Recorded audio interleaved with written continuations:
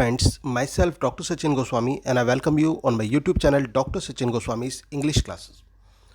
दोस्तों आज का जो हमारा टॉपिक है ये UP PGT, GIC, junior assistant teachers, D.S.S.B KVS NVS और यूजीसी नेट के जो तैयारी कर रहे एस्पिरेंट्स हैं उनके लिए बहुत बहुत स्पेशल क्लास होने वाली है, क्योंकि आज आपको मैं टॉप 10 क्रिटिकल कमेंट्स बताने वाला हूं जॉन कीट्स के।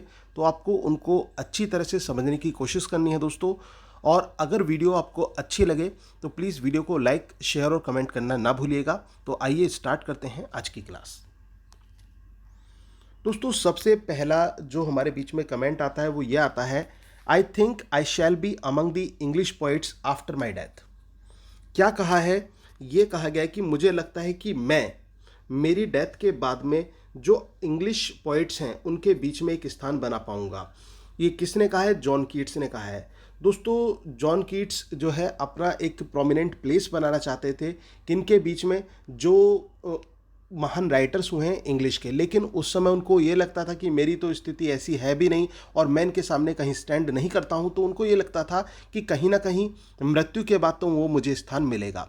दोस्तों याद कैसे रखें? याद करने का तरीका यही है कि सिंपली हिंदी में ये याद रख लेना कि जॉन कीट्स अपने आप को दूसरे राइटर्स जैसा बनाना चाहते थे। इतना याद रख लेना, दिमाग में बैठ जाएगा। He is with Shakespeare said bye Matthew Arnold about Keats. क्या कहा गया है दोस्तों? अर्नोल्ड ने, याद रख लेना बस, केवल अर्नोल्ड ने कीट्स की कंपैरिजन शेक्सपियर से की है, ठीक है ना। या फिर ऐसे याद रख लेना कि अर्नोल्ड को कीट्स शेक्सपियर जैसे लगते थे, तो इस तरह से याद हो जाएगा। He is with Shakespeare. हाँ, वो शेक्सपियर के साथ है, मतलब कहने का मतलब। और दोस्तों ये जो इन्होंने कहा था ना जॉन कीट्स ने, I think I shall be among the English poets after my death, तो ये एक्चुअली इसी बात का रिप्लाई किया था इन्होंने। याद रख लेना, मैथ्यू अर्नोल्ड ने जॉन कीट्स के जो स्टेटमेंट जो उन्होंने सेल्फ स्टेटमेंट दिया था, सेल्फ क्रिटिसाइज किया था, उसी को ही मैथ्यू अर्नोल्ड ने रिप्लाई दिया था। और रिप्लाई में क्या कहा था? He is with Shakespeare. हाँ, वो हमेशा है और रहेगा किसके साथ? शेक्सपियर के साथ रहेगा, मतलब he is equal to Shakespeare. दोस्तों देखो कितनी बड़ी उपाधि कीट्स को उन्होंने दे दी मैथ्यू अर्नोल्ड ने, और कीट्स के बारे में क्या कहा? शेक्सपियर से उसकी तुलना कर दी। तो इतना याद रख लेना, ट्रिक ये है इसकी याद रखने की कि जो अर्नोल्ड को कीट्स शेक्सपियर जैसे लगते थे। इसके बाद हम आगे बढ़ते हैं। While his mind had much general power, he has more than Wordsworth और कॉलरिज और शैली, अ poet pure mind and simple. ये A.C. ब्रैडली ने कहा है। किसने कहा दोस्तों? A.C. ब्रैडली ने। A.C. ब्रैडली ने क्या कहा है कि जो उनका जो माइंड था, हैड मच जनरल पावर, उसमें एक जनरल पावर बहुत ज़्यादा थी। He has more than Wordsworth और कॉलरिज और शैली, और ये जो जनरल पावर थी ये उसके अंदर वर्ड्सवर्थ, कॉलरिज एंड शैली से भी ज़्यादा थी, ठीक है ना। अ poet pure mind and simple. और कैसे थे वो? पोइट थे, प्योर माइंड एंड सिंपल के। दोस्तों केवल इतना भी एग्जाम में पूछ ले जाता है, अ poet of pure mind and simple. किसने कहा कीट्स को? Your answer will be Bradley, A.C. Bradley. किसने कहा? A.C. ब्रैडली ने कहा। अब इसको याद करने का तरीका क्या है दोस्तों? वैसे 2-3 लाइन है, दिमाग में ऐसे भी बैठा सकते हैं इंग्लिश में। अगर जो ऐसे ना बैठे आप तो थोड़ी सी एक ट्रिक बना सकते हैं। क्या बना सकते हैं कि A.C. ब्रैडली को, A.C. ब्रैडली आप सभी जानते हैं दोस्तों, महान क्रिटिक हुए हैं और शेक्सपियर को भी इन्होंने खूब क्रिटिसाइज किया है। तो ये जो है इन्होंने, he has more than Wordsworth और कॉलरिज और शैली, और बात किसकी करें? जनरल पावर की। तो आप याद रख लेना, ब्रैडली को कीट्स वर्ड्सवर्थ, कॉलरिज और शैली से ज़्यादा शक्तिशाली लगते थे, ठीक है ना। ब्रैडली को कीट्स, वर्ड्सवर्थ, शैली और कीट्स से ज़्यादा शक्तिशाली रखते थे। ये याद रख लेना, पूरा कोटेशन आपको याद हो जाएगा।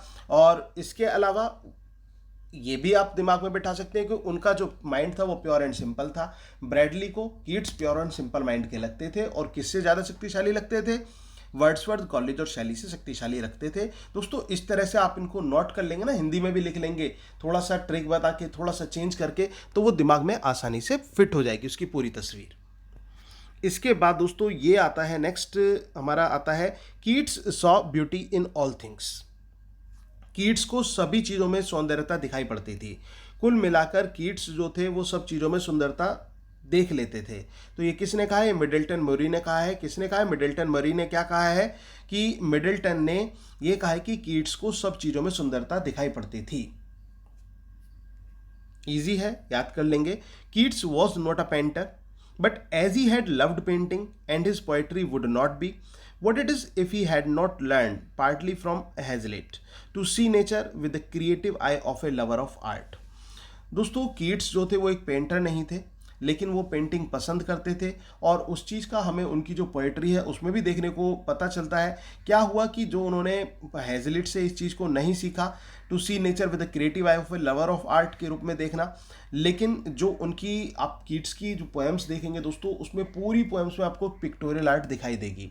और पिक्टोरियल आर्ट वही बंदा ला सकता है, या तो वो खुद पेंटर हो या फिर वो लवर ऑफ पेंटिंग हो। और पेंटिंग वो नेचुरल लवर ऑफ पेंटिंग थे दोस्तों, नेचर की, प्रकृति की जो पेंटिंग होती है, खूबसूरत पेंटिंग प्रकृति की, तो पिक्टोरियल आर्ट हमें देखने को मिलती है। पिक्टोरियल आर्ट मतलब प्रेजेंटेशन थ्रू वर्ड पिक्चर्स जो होता है वो हमें देखने को मिलता है। तो इतना याद रख लेना।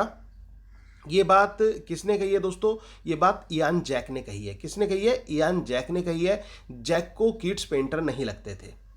इतना याद रख लेना, जैक के लिए कीट्स पेंटर नहीं थे। इस तरह से दिमाग में बैठ जाएगा, क्योंकि पूरा कोटेशन, पूरा कमेंट आएगा तो उसको आपको दिमाग में बिठा लेना है इस तरह से।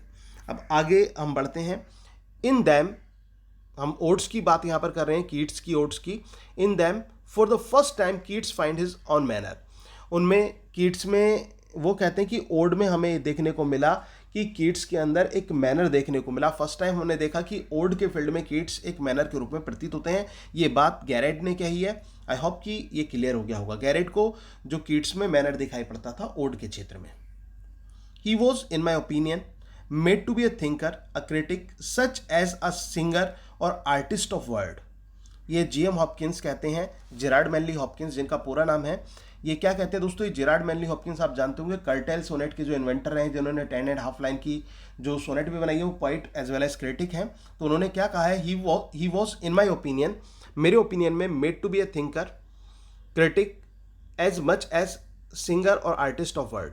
वो मेरे हिसाब से एक थिंकर के लिए के रूप में बने हैं, एक आलोचक हैं और एक सिंगर और आर्टिस्ट ऑफ वर्ड्स हैं, जो शब्दों के साथ खेलते हुए प्रतीत होते हैं। ऐसे उन्होंने कहा, जी.एम. हॉपकिंस ने कहा है। इसको याद करने का तरीका दोस्तों ये याद रख लेना कि हॉपकिंस थिंकर, क्रिटिक और सिंगर कीट्स से मिले थे।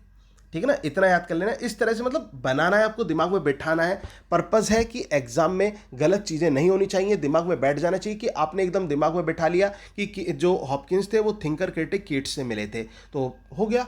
इसी तरह से जब ये एग्जाम में लिखा हुआ आएगा तो आपके माइंड में एकदम वो चीज़ आ जाएगी, वो पिक्चर आ जाएगी दोस्तों। Keats was nothing if not a man of ideas.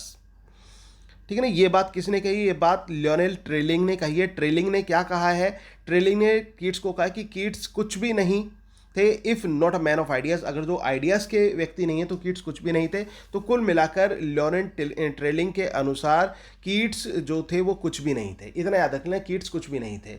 किसके अनुसार? ट्रेलिंग के अनुसार। और लेकिन स्टेटमेंट ये है दोस्तों, स्टेटमेंट ध्यान से समझना, Keats was nothing if not a man of ideas. So he was indeed a man of ideas. I think poetry should surprise by a fine excess and not by singularity. दोस्तों ये बात क्या है कि मुझे लगता है कि पोएट्री जो है पोएट्री को सरप्राइज करना चाहिए। किससे? एक फाइन एक्सेस से।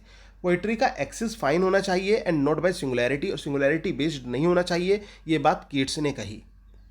कीट्स को फाइन एक्सेस ऑफ पोएट्री पसंद था। इस तरह से याद रख लेना, दिमाग में बैठ जाएगा। कीट्स को फाइन एक्सेस ऑफ पोएट्री पसंद था।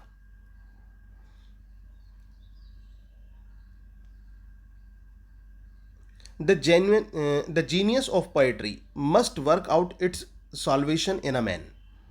जो जीनियस ऑफ पोएट्री है दोस्तों, वो must work out it's on solvation in a man. तो उसके लिए इंसान को अपने खुद का सॉल्वेशन करना पड़ेगा। सॉल्वेशन एक तरह का मोक्ष होता है दोस्तों, और यहाँ पर एक प्योर स्पिरिट की बात यहाँ पर की जा रही है। It can not be matured by law और एनी प्रस्पेक्ट्स। किसी भी लॉ से, किसी भी अन्य रूप से इसको मैच्योर्ड नहीं किया जा सकता, बट बाय सेंसेशन एंड वॉचफुलनेस।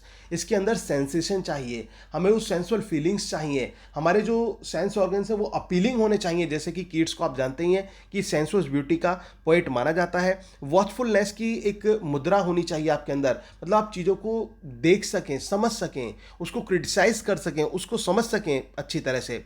वो बात जॉन कीट्स ने कही है। तो कुल मिला के याद रख लेना, पोएट्री सेंसेशन और वॉचफुलनेस से आती है कीट्स के लिए। क्या कहेंगे आप? कीट्स को कीट्स के लिए जो पोएट्री है वो सेंसेशन और वॉचफुलनेस से होकर आती है। इस तरह से दिमाग में बैठा लीजिए, एक लाइन में पूरा कमेंट आपके याद हो जाएगा। तो दोस्तों ये थे आज के टॉप 10 कमेंट्स, जो क्रिटिकल कमेंट्स थे जॉन कीट्स को लेकर, और आपके आने वाले एग्जाम्स के लिए बहुत बहुत इंपॉर्टेंट हैं। इनको आप अच्छी तरह से तैयार कर लीजिए। दोस्तों अगर वीडियो अच्छी लगी हो तो प्लीज़ वीडियो को लाइक जरूर करना, ज़्यादा से ज़्यादा दोस्तों में शेयर करना और कमेंट करना भी नहीं भूलना। और इसके साथ साथ मैं एक बात और कहना चाहूँगा दोस्तों, मेरा टेलीग्राम चैनल है जो आपको Dr.S.GOSWAMI क्लासेस के नाम से, वो उस टेलीग्राम चैनल को आप जरूर ज्वाइन कर लीजिए, क्योंकि उससे क्या है आपकी स्टडी प्रॉपर चलती रहेगी। आपको जो नेसेसरी जो वो है पीडीएफ्स वो भी टाइम टू टाइम मिलते रहेंगे, तो उसमें मैं आपको टाइमली गाइड भी करता रहूँगा दोस्तों। तो आप उसको जरूर ज्वाइन कर लीजिए, जिसका डिस्क्रिप्शन बॉक्स में मैं लिंक दे दूंगा। Thank you very much, yours doctor Sachin Goswami.